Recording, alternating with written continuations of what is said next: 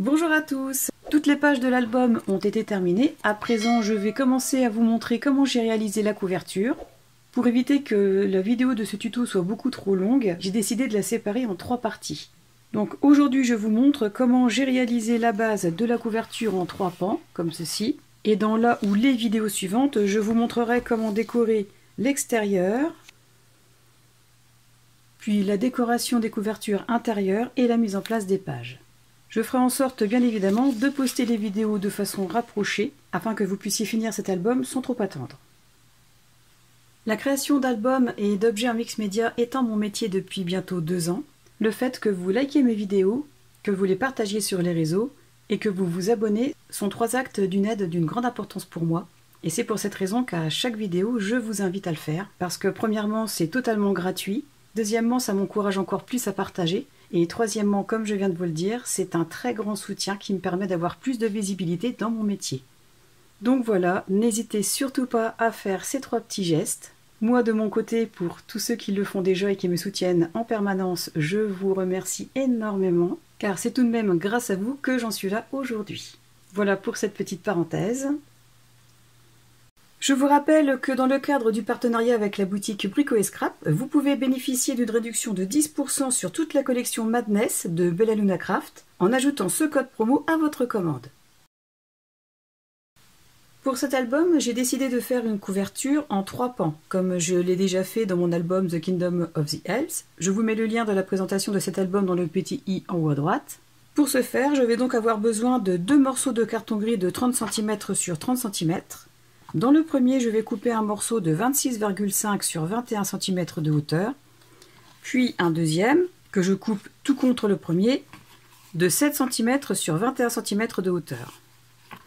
Et dans le second, je coupe un morceau de 26,5 cm sur 21 cm de hauteur. Et surtout, je garde les chutes des 2 cartons gris. Et pour le couvrir, je vais utiliser cette toile de reliure de la marque Artist Décor de 50 cm sur 50 cm de couleur gris clair. Avant de commencer à couvrir les couvertures d'un album, il faut toujours s'assurer, en se servant d'une règle par exemple, que toutes les parties de la couverture de l'album sont de même hauteur. Parce que parfois on a l'impression que tout est bon quand on les empile comme ça. Sauf que quand on les aligne, on se rend compte parfois qu'à la tranche il manque un petit millimètre ou un demi-millimètre et ça peut jouer parfois sur l'esthétisme de la couverture. Donc voilà pour ça. Ensuite, je prends ma toile de reliure. À savoir qu'elles sont toujours vendues par 2, ce qui est vraiment bien quand on veut faire de gros albums. Et je vais vous montrer comment j'ai optimisé la coupe de cette toile. J'ai commencé à tracer un contour à 2 cm du bord gauche et du bord haut. J'y ai placé mon premier pan de couverture. J'ai reporté les contours sur la toile pour obtenir une première partie à couper. Ensuite, concernant la tranche, j'ai pris simplement le morceau restant dans les 50 cm. Comme pour cette partie, j'ai fait une marque repère à 2 cm en partant du haut et j'ai tracé une autre ligne à 2 cm du bas de la tranche. Je ne recoupe pas dans la hauteur de cette partie, ce qui nous laisse environ de chaque côté 6 cm de toile. Et pour le deuxième pan de couverture, j'ai fait comme pour le premier. Je me suis placée au niveau de la première ligne de coupe du premier pan. J'ai mesuré 2 cm en haut et à gauche. J'ai placé le deuxième pan, comme ceci. Et j'ai tracé les contours pour déterminer les 2 cm supplémentaires à droite et à gauche. J'obtiens donc ceci, ce qui me permet d'optimiser la toile et de n'avoir que cette partie comme chute. Donc je vais couper tout ça. J'ai déjà coupé les 2 premiers morceaux, le premier pan et la tranche, et je vais couper le troisième, enfin ce qui reste du petit morceau avec vous pour vous montrer avec quelle facilité cette toile se découpe. Donc j'ai simplement utilisé mon cutter, je pose ma règle sur la ligne, je passe une première fois et c'est coupé. La coupe est nette, ça ne s'effiloche pas, donc déjà je suis très contente de cette toile. Ensuite, concernant le collage, j'ai fait quelques tests en amont pour savoir comment allait réagir cette toile. Eh bien, je suis aussi agréablement surprise. J'ai fait un test avec ma colle habituelle, ici en haut. La colle ne dépasse pas de la toile. J'ai fait un test aussi avec la colle Tacky Glue d'Alinis, qui est en général recommandée pour coller ce genre de toile. Et bien là aussi, rien à redire, la colle ne transperce pas. Donc même si la colle blanche habituelle peut convenir, étant donné que l'intérieur est recouvert d'une sorte de papier, je vais tout de même coller cette toile avec la Tacky Glue de Alinis. J'ai déjà recouvert le premier pan de couverture et franchement le résultat est juste super génial. La toile est fine, donc quand on va recouvrir avec le cardstock, ça sera vraiment discret, on ne verra pas les démarcations comme avec le simili. Et en plus, ça se colle super bien. Donc je vais faire le deuxième avec vous. Je prends mon morceau de toile, le morceau de carton gris. Et comme je vous le disais, moi je vais utiliser la Tacky Glue de la marque Alinis. Alors elle existe dans ce genre de flacon et elle existe aussi en gros pot comme celui-ci. Alors moi personnellement, pour les couvertures, je préfère utiliser ce pot parce que c'est plus simple pour l'application. Mais si vous n'avez qu'un flacon, c'est exactement la même chose. Le principal sera de bien étaler la colle de façon à ce qu'il n'y ait pas de relief. Je vais donc en coller le carton gris. Je dépose de la colle de façon généreuse sur l'ensemble du carton gris. Et je commence à étaler de façon homogène.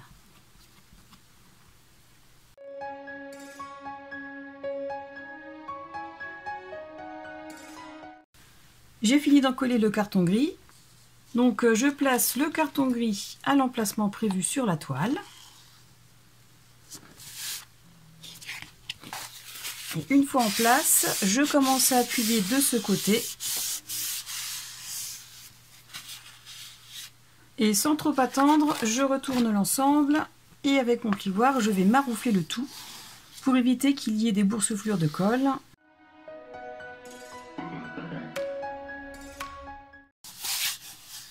Donc voilà, l'ensemble me semble bien lisse. Ensuite, je prends le kit de reliure de la marque Artist Decor. D'ailleurs, je vous mets aussi dans le petit i en haut à droite la vidéo dédiée à l'utilisation de ce kit de reliure. Je prends donc cet outil. Je le place dans un des premiers coins et je trace le repère. Je fais la même chose de ce côté. Et la même chose pour les deux autres.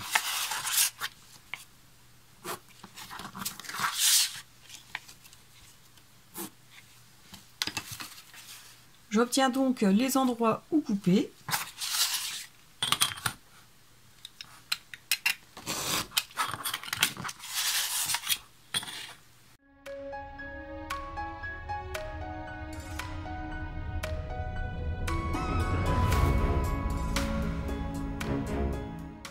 Ensuite, je mets une protection sur mon tapis de découpe.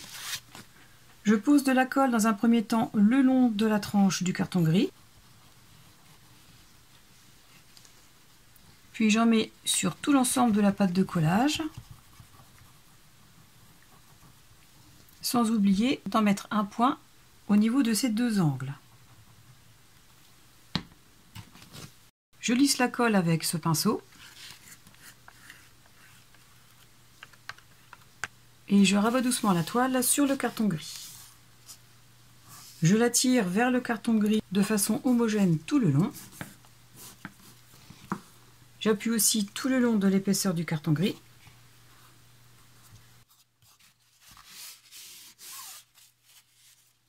Ensuite, je vais travailler ces deux petits coins de cette façon. Je ramène ces toutes petites parties vers l'intérieur de cette pâte de collage, de façon à ce que le dessus se colle aussi sur l'épaisseur du carton gris.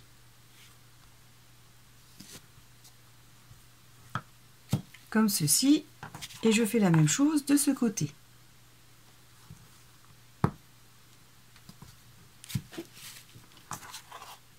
Ayant déjà collé ce côté, je vais pouvoir vous montrer comment je colle l'ensemble. Donc comme pour les grands côtés, je vais en coller cette pâte de collage en y mettant aussi une fine ligne le long du carton gris. J'en dépose aussi sur cette petite partie. Je remonte doucement la toile sur le carton gris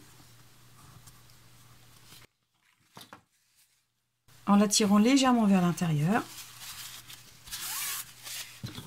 Et une fois fait, je commence à écraser ces coins en retirant l'excédent de colle s'il y en a, puis en appuyant sur tout l'ensemble, sans oublier l'arête. Voilà ce que nous obtenons une fois les trois côtés collés. Je vais faire pareil de ce côté. Voilà donc ce que j'obtiens, des coins bien propres, bien nets, et très jolis à voir de l'autre côté. Donc nos deux couvertures principales sont recouvertes. En attendant de les assembler, je vais les poser sous un poids, histoire qu'elles restent bien droites. Et ensuite, je vais vous montrer comment couvrir la tranche. J'ai déjà encollé la tranche, et je ne vais pas faire comme pour les deux autres pans, c'est-à-dire les coller directement comme ceci. Je vais commencer par rabattre cette pâte de collage comme ceci sur la tranche, faire une marque avec mon crayon de papier à ce niveau et ici. Je retourne l'ensemble et je vais couper jusqu'au niveau du bas de la tranche du carton gris, mais pas plus loin. Comme ceci. Je fais pareil de ce côté. Alors je fais attention de ne pas le bouger étant donné qu'il est déjà coupé ici. Je le maintiens bien correctement ici. Je le pince plus ou moins de cette façon et je le coupe le plus droit possible jusqu'à la limite du carton gris. Une fois que j'ai coupé de cette façon, donc je protège mon plan de travail, j'en colle cette partie, je la rabats sur la tranche de carton gris, je la tire doucement pour bien la tendre, j'appuie ici et ici pour faire adhérer. Et ensuite, je vais replier ce morceau un peu en diagonale, comme ceci et comme ceci. Alors, pas la peine de faire un angle exagéré, un angle comme celui-ci suffira largement. Il doit y avoir entre 0,5 et moins d'1 centimètre par rapport à la démarcation du bas de la tranche. Donc une fois que j'ai fait ça, j'en colle cette partie. Je pense aussi à mettre un pain de colle ici à l'intérieur du coin. Et je rabats sur le reste. Donc à ce niveau, je travaille bien pour qu'il n'y ait pas d'épaisseur supplémentaire quand nous allons les relier aux autres pans. J'appuie bien. Pareil ici. Il faut bien se laisser le temps de le travailler de façon à ce que ce soit vraiment le plus plat possible et qu'il n'y ait pas de démarcation. Voilà, je fais pareil de ce côté, mais je fais aussi la même chose pour le haut. Voilà ce que j'obtiens une fois terminé. Le carton gris est couvert au niveau des 4 angles. La toile est bien écrasée et donc bien lisse. En attendant que ça sèche, je vais le mettre comme pour les deux autres pans sous un poids pour que le carton gris reste bien droit. Les 3 pans de couverture sont à présent couvertes. Je vais travailler un peu plus la tranche. Je la retourne et à l'aide de mon plioir, je vais marquer un peu plus l'épaisseur du carton gris de ce côté et de celui-ci.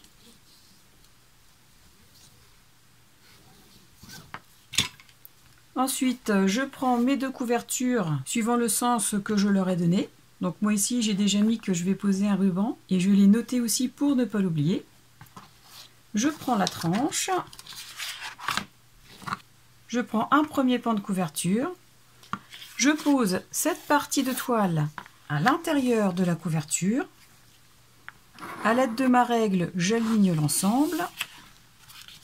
Je rapproche la tranche de la première couverture. J'appuie bien vers ma règle pour que tout soit bien aligné. Je pousse aussi la tranche au maximum vers cette partie de couverture. Et une fois tout aligné, je replace cette partie de toile à l'intérieur de la couverture et je trace une marque de repère, ce qui va me permettre de savoir où en coller plutôt que d'avoir encollé cette partie et que la colle ne déborde.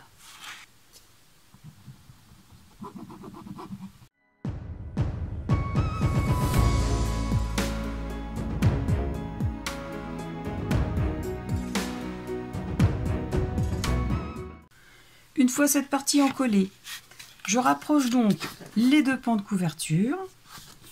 Je place ma règle et les aligne au mieux. Et une fois fait, je rabats tout simplement cette partie de toile à l'intérieur de la couverture de droite, tout en maintenant la tranche bien à plat. Et j'appuie pour faire adhérer. La première partie est collée, ensuite je fais la même chose avec la deuxième. Je remonte un petit peu la toile au niveau de la tranche. Je marque à nouveau un peu le pli. Je le ramène sur la tranche de cette façon. Je pousse cette partie de couverture vers la tranche. J'aligne au mieux tous les pans. Je rabats cette partie de reliure sur la couverture. Et je fais ma ligne repère pour encoller la couverture.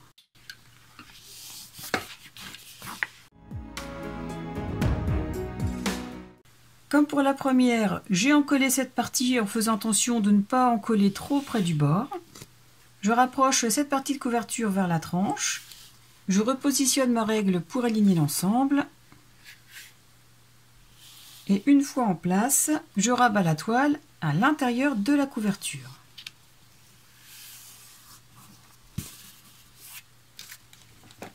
Et ensuite, je peux appuyer pour faire adhérer. J'aplatis bien au niveau du pli ici et ici.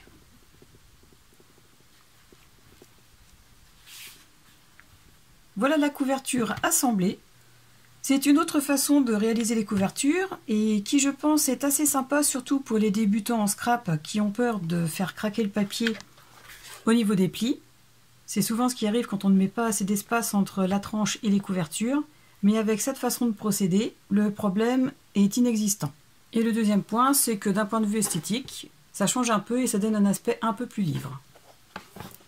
Donc voilà pour l'extérieur de la couverture. Je vous remercie beaucoup d'avoir visionné cette première partie du tuto de la couverture de l'album Alice. J'espère que ce style de couverture vous plaît et qu'il vous donne envie de le reproduire. N'hésitez pas à me poser des questions en commentaire ou simplement me dire ce que vous en avez pensé, je vous répondrai toujours avec plaisir. Pensez à cliquer sur le pouce vers le haut, à vous abonner à ma chaîne pour ceux qui ne l'ont pas fait et à la partager pour me soutenir. En attendant la prochaine vidéo, je vous souhaite de passer à tous une excellente journée et je vous dis à très bientôt. Au revoir!